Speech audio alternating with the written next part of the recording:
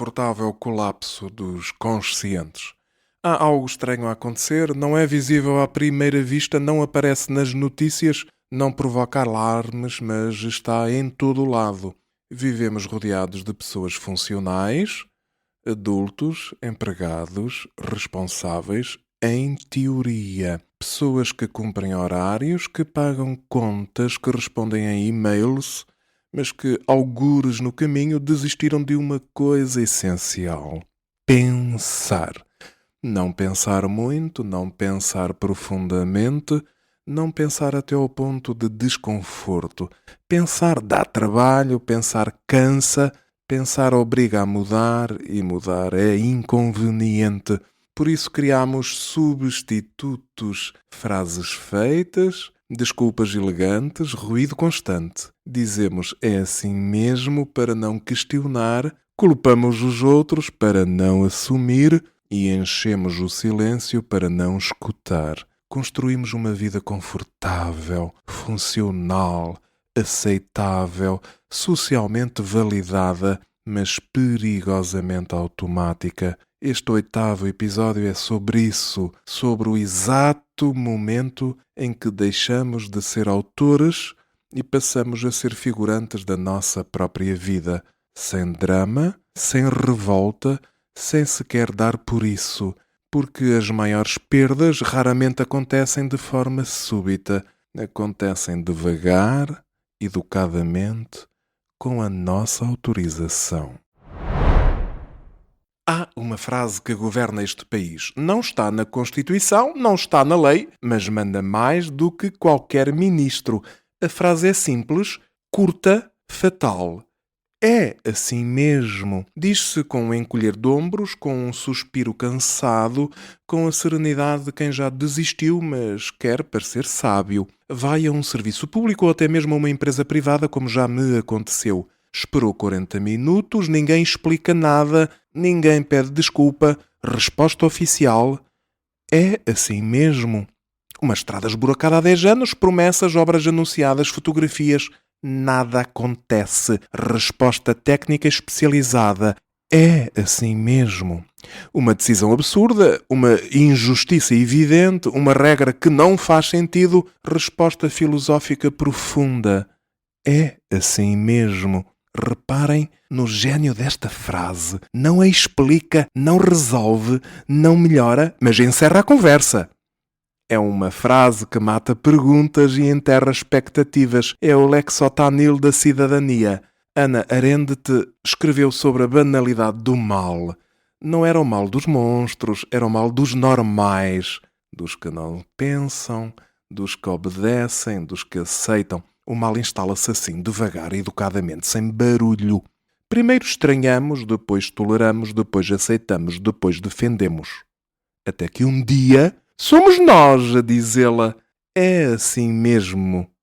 Nesse momento, a transformação está completa. Já não somos vítimas, somos colaboradores. Porque o maior triunfo do absurdo não é ser imposto, é ser aceite.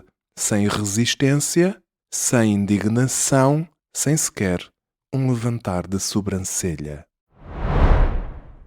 Vivemos na idade de ouro da inocência universal. Nunca ninguém tem culpa de nada. Nunca foi ninguém, nunca é ninguém, nunca será ninguém. É sempre o sistema, as circunstâncias, o contexto, a infância, o clima, o alinhamento dos planetas, menos a pessoa. Um aluno não estuda. A culpa é do professor.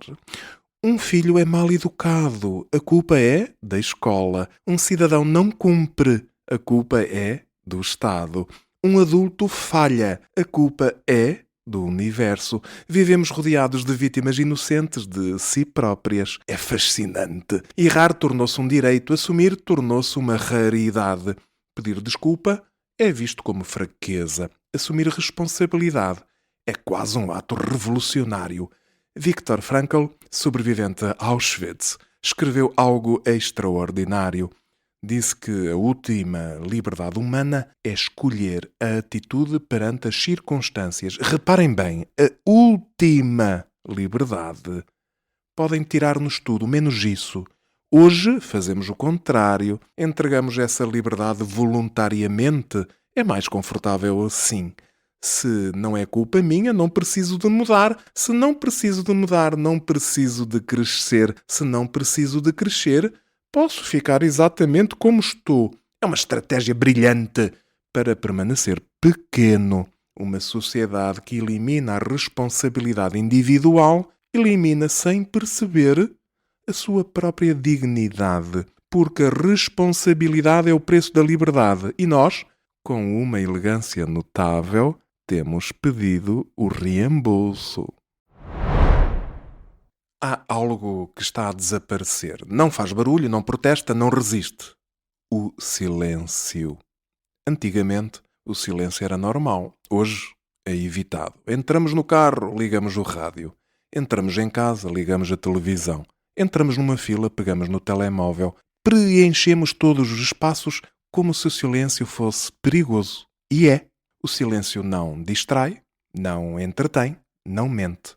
Revela. Blaise Pascal escreveu que toda a infelicidade humana nasce da incapacidade de estar sozinho num quarto. É uma frase brutal, porque é verdadeira. O silêncio obriga-nos a encontrar-nos sem máscaras, sem ruído, sem fugas. Mostra-nos o que evitamos, o que adiamos, o que tememos. No silêncio não há aplausos, não há validação, não há anestesia. Só há verdade. E a verdade, por vezes, é mesmo desconfortável, porque é no silêncio que nascem as perguntas sérias. E é nas perguntas sérias que nascem as vidas autênticas. Talvez por isso o evitemos tanto. Porque o silêncio não nos diz o que queremos ouvir. Diz-nos o que precisamos de ouvir. E isso exige coragem. Coragem para parar.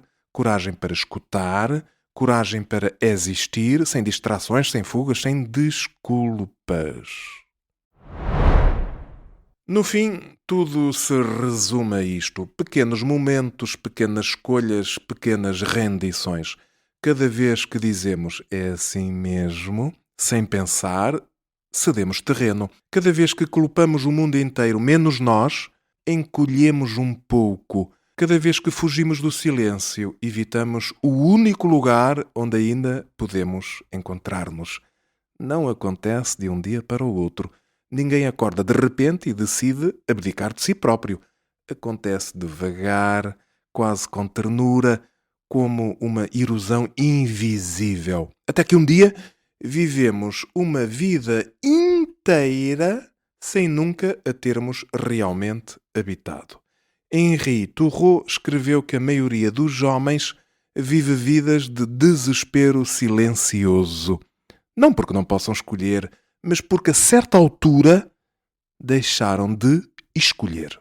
Este 8º episódio foi isso mesmo, um convite. Não à revolução, não ao heroísmo, mas à lucidez. Um convite à lucidez de questionar, à lucidez de assumir, à lucidez de suportar o silêncio. Porque ainda vamos a tempo, ainda vamos sempre a tempo de interromper o automatismo, de recuperar a consciência, de regressar a nós. E como sempre, nunca por nunca, peça desculpa por existir.